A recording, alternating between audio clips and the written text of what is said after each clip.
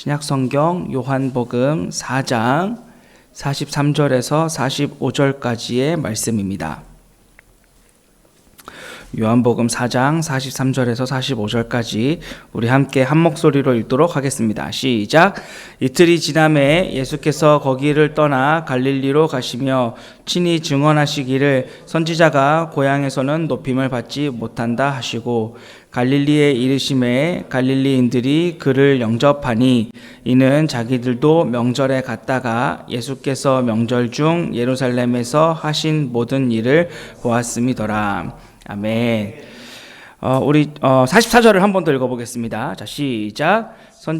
증언하시기를 선지자가 고향에서는 높임을 받지 못한다 하시고, 자, 이 말은 유대인들 사이의 격언입니다. 한 가지 흥미로운 것은 오병이어와 같이 진짜 유명한 사건들 또는 예수님 탄생과 같은 진짜 중요한 사건들도 사복음서 전체에 기록되어 있지 않음에도 불구하고 이 말, 선지자가 고향에서는 높임을 받지 못한다라고 하는 이 격언은 사복음서 모두에 기록된 말입니다. 뭐가 그렇게 중요해서 도대체 이 사실이 선지자가 고향에서 높임을 받지 못한다라고 하는 이 사실이 뭐가 그렇게 중요해서 이 사복음서는 이 격언을 다 기록하고 있는 것일까요? 먼저 이 마태, 마가, 이 누가복음의 경우 이 격언이 예수님께서 이방인 사역을 하셔야 했던 배경을 소개하기 위해서 이 격언이 사용되었습니다. 무슨 말이냐면 이 마태와 마가의 경우 예수님께서 복음을 전하시자 유대인들은 이 사람에게 이런 지혜와 능력이 어디에서 난 것이냐? 이 사람은 그냥 목수의 아들 따위가 아니냐?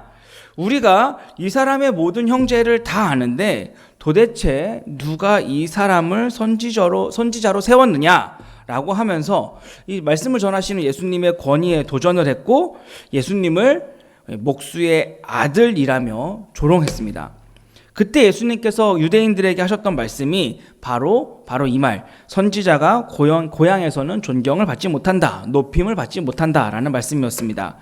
그리고는 이 말씀을 하신 후에 우리가 잘 알고 있는 사건, 그러니까 가나안 여인, 수로보니게 여인, 그러니까 흔히 자신을 개라고까지 표현한 이 여인을 시작으로 우리 예수님께서는 본격적으로 이방인 사역을 시작하셨습니다. 이 자격이 없는 이방인들이 어떻게 복음을 듣고 구원을 받고 하나님 나라의 백성이 되었는가의 이 결정적인 원인을 바로 유대인들이 거부했기 때문이다. 유대인들이 예수님을 쓰레기처럼 버렸기 때문에 예수님은 유대인이 아닌 이방인들에게 가신 것이다 라고 마태와 마가복음은 말하고 있는 것이죠. 그러니까 이 마태복음과 마가복음에서는 이 선지자가 고향에서는 존경을 받지 못한다, 높임을 받지 못한다 라고 하는 이 격언은 유대인들의 죄와 허물을 강조하는 데에 있습니다. 이 누가복음의 경우 예수님께서는 나사렛 회당에서 이사야 61장 1절 2절 말씀을 읽으신 후에 이 말씀의 주인공이 바로 나 자신이다 라고 말하자 유대인들은 예수님을 향해 분개했고 네가 가버나움에서 좀 인기가 있었다라고 해서 여기까지 와서 선지자 노릇을 하려고 하느냐? 그럼 네 고향에서도 한번 해봐라 라고 하니까 그때 예수님께서 하셨던 말씀이 바로 오늘의 이 말씀, 선지자가 고향에서는 환영을 받지 못한다 라고 하는 이 격언이었습니다. 이에 분노한 유대인들은 그렇다면 네가 선지자란 말이냐? 그리고 그 환영하지 못하는 네가 우리라는 말이냐? 라고 하면서 자신들을 가리켜 한 말인 줄 알고 예수님을 낭떠러지에 끌고 가서 밀쳐 죽이려고 하자 예수님께서는 그 자리를 떠나시면서 더 이상 그 동네에서는 사역할 수가 없었기 때문에 어쩔 수 없이 이방인에게 간 것을 누가복음은 기록하고 있습니다. 정리하면 마태, 마가 이 기록과 이 누가의 기록은 결국 예수님께서 그 고향에서 더 이상 사역할 수 없게 된 이유에 대해서 말하고 있습니다. 그들이 예수님을 미워했기 때문에, 그들이 예수님을 거부했기 때문에, 고향 사람들이 예수님을 죽이려고 했기 때문에 예수님께서는 그 동네에서, 그 지역에서 더 이상 사역할 수가 없었다고 말하고 있습니다. 자, 그렇다면 여러분들께 한번 질문을 해보겠습니다. 그렇다면 우리는 이 말씀을 어떻게 적용해야 할까요? 예수님을 미워하는 사람들에게는 예수님께서 가지도 않으셨으니까 그렇다면 우리도 복음을 거부하는 사람들에게는 복음을 전하지 않아도 되겠구나라고 이해하고 적용해도 될까요? 우리가 그렇게 생각할 수 없는 것이 바로 우리가 오늘 살펴볼 이 요한복음 말씀 때문에 그렇습니다. 자, 오늘 본문의 배경을 좀 살펴보자면 예수님께서는 예루살렘에서 갈릴리로 가시는 길에 사마리아 땅을 통과하여 가셨습니다. 그리고 우리가 아는 것처럼 이 사마리아 땅에서 우물가에서 그 5 남편이 있는 여인을 만나셨고 그녀의 목마름을 해결해 주셨고 그녀를 통해서 예수님을 알게 된 그 많은 사마리아 사람들이 예수님 앞에 나와 그 예수님을 구주로 영접하는 놀라운 일이 있었습니다. 이 놀라운 일 후에 우리 예수님께서 원래의 목적지였던 갈릴리로 출발하시기 전에 바로 이 말씀을 하신 것이죠. 우리 44절 말씀을 다시 한번 읽어보겠습니다. 시작. 친히 증언하시기를 선지자가 고향에서는 높임을 받지 못한다 하시고. 자, 이 말은 유대인의 격언인 것처럼 제자들도 다 알고 있는 말입니다. 그래서 이 제자들도 갈릴리로 가겠다라고 하셨을 때, 예수님께서 갈릴리로 가겠다라고 하셨을 때 이 제자들도 환영받지 못할 것을 알고 각오를 단단히 하고 있었는데 예수님께서 너무나 반갑게 본인의 입으로 선지자는 고향에서 높임을 받지 못한다라고 하신 것입니다. 이 말을 들은 제자들의 마음은 어땠을까요? 그래, 가면 고생이니까 예수님은 다른 곳으로 가자고 하시는 걸 거야. 가면은 분명히 사마리아보다 더 욕먹을 텐데 예수님이 그걸 아신다면은 지금이라도 방향을 돌리시겠지.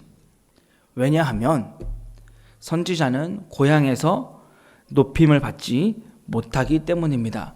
고향에 가시면 또 그들은 예수님을 낭떠러지에 밀어 죽이려고 할 것이기 때문입니다. 오히려 욕을 먹고 매질을 당하고 쫓겨남을 당하는 곳, 자칫하면 죽음을 당할 수도 있는 곳이 바로 그곳이기 때문에 선지자는 고향에서 높임을 받지 못한다라고 하는 이 말을 들었을 때 제자들은 당연히, 그리고 이것을 읽는 우리들도 당연히 예수님께서는 다른 곳으로 가실 것처럼 생각한다라는 말이죠. 다른 복음서들도 그랬기 때문에 그렇습니다. 그런데 요한복음은 이상하게도 선지자는 고향에서 높임을 받지 못한다라고 말씀하시고선 이상하게도 그대로 계획대로 갈릴리로 들어가셨다라는 것이죠. 왜 그러셨을까요? 그냥 예수님의 투정이었을까요? 가봐야 환영도 못 받을 텐데 라고 하는 투정이었을까요? 아니면 얘들아, 선지자는 고향 가면 환영 못 받는 거 알지? 각오 단단히 해라, 이런 뜻이었을까요? 예수님께서는 고향에서는 선지자가 높임을 받지 못한다라는 말 하시곤 갈릴리에 들어갔습니다. 그런데 놀라운 일이 일어났어요. 우리 45절 말씀을 함께 읽어보겠습니다. 45절입니다. 시작. 갈릴리에 이르심에 갈릴리인들이 그를 영접하니 이는 자기들도 명절에 갔다가 예수께서 명절 중 예루살렘에서 하신 모든 일을 보았음이더라. 아멘.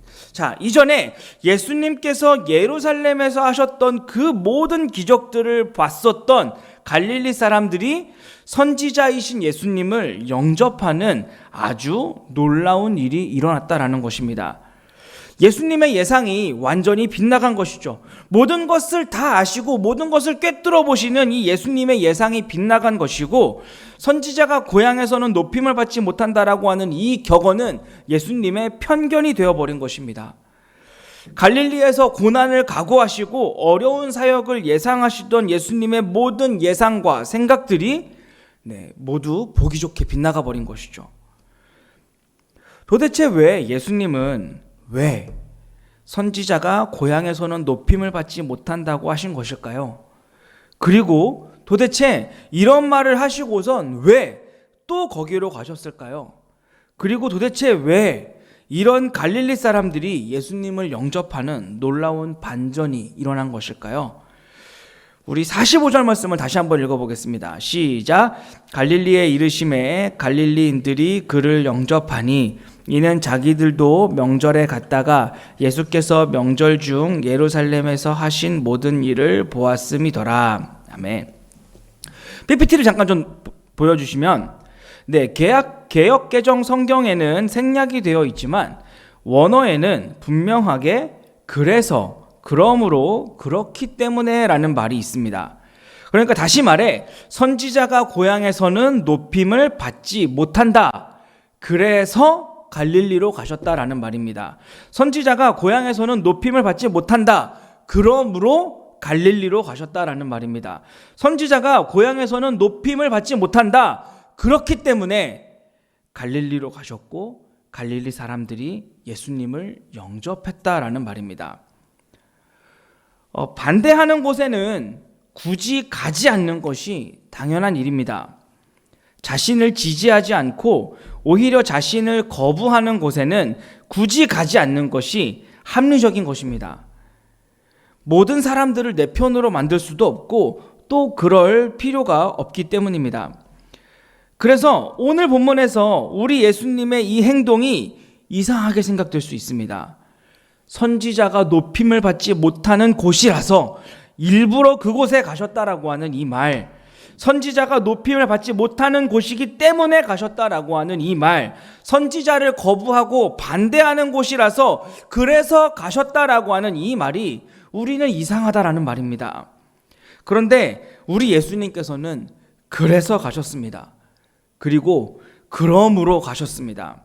그리고 그렇기 때문에 예수님을 반대하는 곳이고 거부하는 곳이고 환영하지 않는 곳이기 때문에 가셨습니다. 예상이 빗나간 것이 아니라, 편견이 아니라, 그럴 줄 몰랐는데 뜻밖의 반전이 일어난 것이 아니라 예수님은 일부러 자신을 반대하고 거부하는 곳이기 때문에 그곳에 가셨다라는 것입니다. 앞서 말한 대로 오늘날을 사는 이 현대인들은 힘든 곳을 싫어합니다. 특히나 나를 반대하는 곳에 가는 것, 나를 거부하는 사람들과 함께 하는 것은 당연히 피해야 하는 것이고, 나에게 상처 주는 사람들에게는 똑같이 상처를 주거나 그들을 피하는 것이 당연한 것이고, 나를 반대하는 사람들은 가능한 멀리하고 싶어 한다라는 말입니다. 우리가 수요복음 맛집에서 본 이 요나도 그러지 않았습니까? 하나님, 왜요? 그들에게 왜요? 그들이 왜 복음을 받아야 합니까?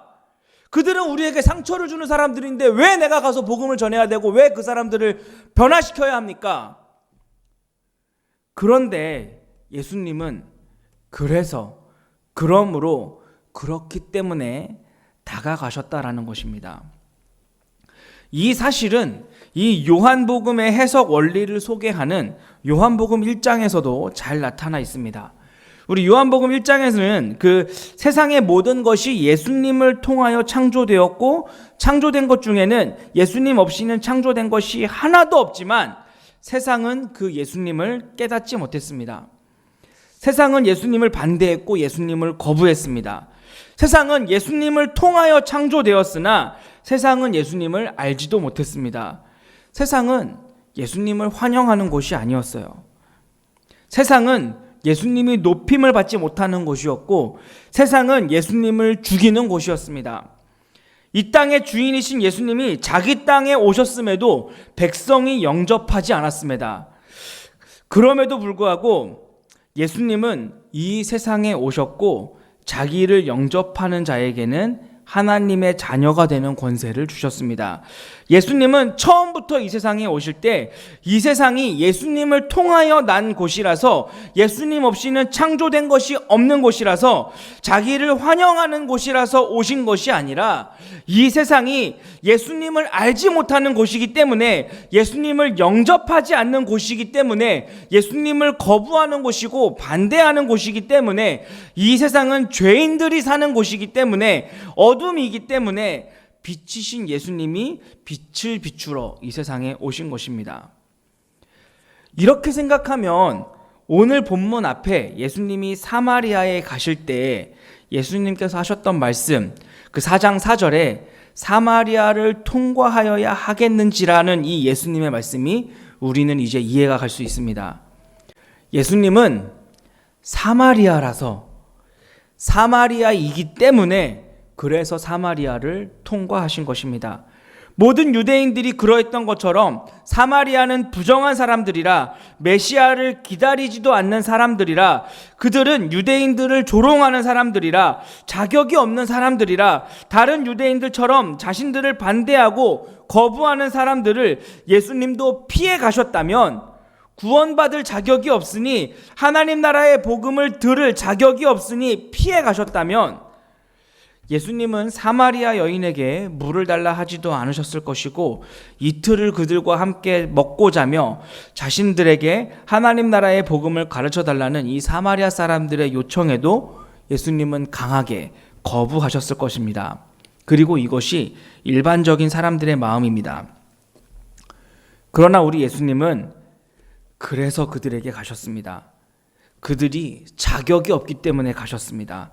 그들을 포기할 수 없었기 때문에 가셨습니다. 일반적으로 선지자는 고향에서 높임을 받지 못합니다. 그러나 예수님은 그렇기 때문에 가셨습니다. 높임을 받지 못할 것을 알고 가셨습니다. 높임을 받지 못할 것이기 때문에 그래서 가셨다라는 것입니다. 우리가 알고 있는 것처럼 선교사로 섬기는 일은 참 고되고 어려운 길입니다. 기본적인 의식주도 제공받지 못할 수도 있기 때문에 많은 사람들이 남은 되는데 내 가족은 안 된다라고 말하는 것이 선교사입니다. 특히나 이슬람권에 선교를 하러 갈 때에는 더욱이 그렇습니다. 그곳은 의식주를 떠나서 목숨이 위태로운 곳이기 때문에 그렇습니다. 그래서 가지 말아야 할 곳입니다. 그러나 선교사로 헌신한 분들에게는 그래서 가야 하는 곳입니다. 왜냐하면 그 영혼들도 복음이 필요한 사람들이기 때문입니다. 그들이 강경할수록, 위협적일수록 복음이 필요한 사람들이다라는 것입니다. 이왕 한 번 하는 선교 빡세게 하다 가려는 것이 아니라 그곳에 복음이 필요하기 때문에, 그래서 그렇기 때문에 가는 것입니다. 만약 이 상황에 우리 예수님이 계셨다면 어떻게 하셨을 것 같습니까? 아마 제 생각에 우리 예수님께서는 이렇게 말씀하셨을 것 같습니다. 그곳은 사람이 살기에 적합하지 않은 곳이더라. 그래서 예수님께서 그곳에 하나님 나라의 복음을 전하시더라. 그곳은 예수님을 믿는 자를 죽이는 곳이더라. 그래서 예수님께서 그곳에 하나님 나라의 복음을 전하시고 사람을 살리시더라. 사람들이 말하는 저 사람은 다른 사람이라면 몰라도 절대 저런 사람은 우리 교회에는 좀 안 왔으면 하는 사람이 있습니다. 저 사람이 우리 교회에 오면 교인들 다 떠나갈 겁니다. 저 사람은 교인들 힘들게 하고 항상 교회를 핍박하는 사람입니다. 저 사람은 사람들에게 상처만 주고 사람들을 힘들게 하는, 정말 저 사람이 교회에 오면 많은 사람들에게 상처만 줄 겁니다 라고 하는 사람이 있다면 우리 예수님께서는 그 사람을 향해서 이렇게 말씀하셨을 것 같아요. 그 사람은 사람들에게 상처를 주는 사람이더라. 그래서 예수님께서 그 자에게 가셔서 하나님 나라의 복음을 전하시더라. 하나님, 저는 자격이 없습니다. 하나님, 정말 제가 구원받은 것이 맞습니까? 왜 항상 나는 연약하고 넘어지고 하나님께서 기뻐하시는 모습으로 단 하루라도 살고 싶은데 왜 저는 그렇게 할 수 없습니까? 하나님, 왜 항상 저는 깊은 죄에 빠져서, 같은 죄에 빠져서 그 죄에서 벗어나질 못하고 있습니까? 하나님이 저를 도우고 계신 건 맞습니까? 라고 불평하고 스스로의 연약한 모습에 상심하신 분들이 계십니까? 그런 분들에게 우리 예수님께서는 이렇게 말씀하실 것 같아요. 나는 항상 쓰러지고 넘어지는 자더라. 그래서 예수님께서 나에게 오셨고 하나님 나라의 복음을 전하시더라. 예수님께서는 모두가 반대하고 모두가 거부하는 사마리아 땅에 자격이 없는 사람들에게, 그리고 자신을 죽이려 했던 갈릴리 사람들에게 그래서 가셨습니다. 그리고 위대한 반전의 열매를 맺으셨습니다. 오늘 본문 뒤에는 이 왕의 신하를 살리는 예수님의 기적이 기록되어 있습니다. 왕의 신하가 예수님께 와서 자신의 아들이 죽을 병에 걸렸으니 자신의 아들을 살려달라고 합니다. 그때 예수님께서는 너희는 표적과 기사를 보지 못하면 도무지 믿지 아니하리라 라고 하셨습니다. 그리고는 이상하게도 그의 신하의 아들의 병을 고쳐주셨습니다. 저는 이것도 같은 맥락이라고 생각합니다. 예수님은 그래서 신하의 아들을 고쳐주신 것입니다. 표적과 기사를 보지 못하면 도무지 믿지 못하는 사람들이기 때문에, 표적과 기사를 보지 못하면 예수님을 반대하고 거부하는 사람들이기 때문에, 표적과 기사를 보지 못하면 예수님을 믿지 못할 만큼 믿음이 너무나 연약한 사람들이기 때문에, 표적과 기사를 보지 못하면 그 믿음이 항상 흔들리는 사람들이기 때문에, 예수님은 그래서 그들의 믿음이 연약하기 때문에 신하의 아들을 고쳐주신 것입니다. 믿음이 연약한 그들이 불쌍해서 믿음이 연약한 그들을 사랑하기로 하셨기 때문에 그래서 고쳐주신 것입니다. 표적을 보지 못하면 믿지 않아서, 기사를 보지 못하면 불안과 고통에 미쳐버릴 것 같은 우리 사람들을 예수님께서는 불쌍히 여기시고 사랑하기로 하신 것입니다.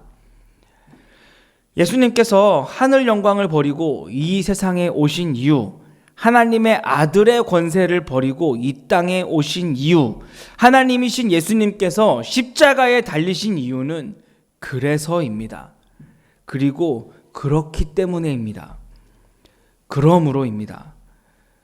높임을 받으러 온 것이 아니기 때문에 낮아지셨고, 의인을 부르러 온 것이 아니기 때문에 죄인들을 부르셨고, 영광을 받으러 온 것이 아니기 때문에 멸시와 천대를 받으셨고, 영광을 받으러 온 것이 아니기 때문에 채찍질을 당하시고 십자가를 지신 것이고, 칭찬을 받으러 온 것이 아니기 때문에 사마리아를 통과하여 가신 것이고, 높임을 받으러 온 것이 아니기 때문에 갈릴리로 가신 것이고, 사랑을 받으러 오신 것이 아니라 용서하러 오셨기 때문에 자신을 3번이나 부인한 제자를 향하여 네가 나를 사랑하느냐고 물어보신 것입니다. 사랑하러 오셨기 때문에 죄인인 우리를, 영생의 가치도 모르는, 내가 필요할 때만 하나님을 찾는 우리를 사랑하러 오셨기 때문에 우리 예수님은 끝까지 사랑하신 것입니다. 선지자가 고향에서는 높임을 받지 못해도 그들도 하나님의 사랑에선 제외가 되어서는 안 되기 때문에, 예수님의 사랑에서 제외가 되어서는 안 되기 때문에 사랑하기로 하셨기 때문에 그래서 고향으로 가셨고, 그렇기 때문에 그들에게 하나님 나라의 복음을 전하셨고, 그러므로 갈릴리 사람들이 예수님을 영접하게 된 것입니다. 예수님의 사랑은 그래서입니다. 우리 예수님의 사랑은 그렇기 때문에입니다. 우리는 그래서 구원받았습니다. 우리는 그렇기 때문에 구원받은 것입니다. 그러나 우리 스스로를 돌아보면 반대를 거부하고 상처를 회피하는 것 같다라는 것이죠. 그래서의 사랑을 받았음에도 그래도 나는 반대하는 자들을 거부하고, 내게 상처 주는 사람들을 회피하고, 부족해 보이는 사람들을 섬기는 것을 피하고, 연약한 사람들을 돕는 것에 어떻게 하면 피할 수 있을까를 고민하고, 아무도 알아주지 않는 봉사는 피하려고 하고, 봉사를 해도 어려운 봉사는 피하려고 하고, 저 사람은 저래서 안 된다고 말하고, 저기는 그래서 안 된다고 말하고, 안 되는 이유, 안 할 이유를 찾고 있지는 않나. 우리 스스로 좀 돌아봤으면 좋겠습니다. 그런 우리에게 예수님께서는 이렇게 말씀하실 것 같습니다. 그곳에서 봉사하는 것은 어렵고 사람이 알아주지 않으며 오히려 낮아져야 하더라. 그래서 예수님께서 가셨고, 그렇기 때문에 하나님 나라의 복음을 전하셨더라. 내가 피하려고 하는 곳에, 우리가 피하려고 하는 곳에 예수님은 그래서 가셨습니다. 예수님께서는 이 세상이 반대하기 때문에 그래서 오셨습니다. 상처받을 것을 아시면서도 그렇기 때문에 오셨습니다. 예수님이 아니면 방법이 없는 죄인이라서, 예수님이 아니면 죽을 수밖에 없는 죄인이라서, 예수님이 아니면 결국 절망밖에 없음에도 그 사실조차도 알지 못한 채 사망의 길로 가고 있는 우리를 불쌍히 여기셔서, 심판의 대상이라서 죽어 마땅한 우리를 불쌍히 여기셔서 타당한 이유를 찾기보다는 사랑하기로 작정하셨기 때문에, 끝까지 사랑하기로 작정하셨기 때문에 사랑받고 있음에도 사랑으로, 은혜로 구원받았으면서도 그 가치를 알지 못해서 언제 우리를 사랑했느냐고, 조금만 아파도 조금만 힘들어도 하나님 도대체 왜 나한테 이러시느냐고 따지고 핏대를 세우는 우리라서, 그래서 우리 예수님은 우리에게 이 땅에 오셨습니다. 그런 우리에게 복음이 아니면 소망이 없기 때문에 오셨습니다. 사랑하는 성도 여러분, 여러분이라서 우리 예수님이 오셨습니다.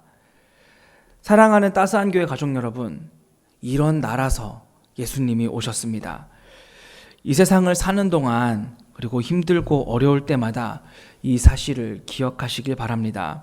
우리의 인생에 복음이 아니면, 하나님 나라의 복음이 아니면 답이 없기 때문에, 예수님이 아니면 답이 없기 때문에, 그런 우리라서, 그런 나라서, 그러므로 그렇기 때문에 우리 예수님이 오셨습니다.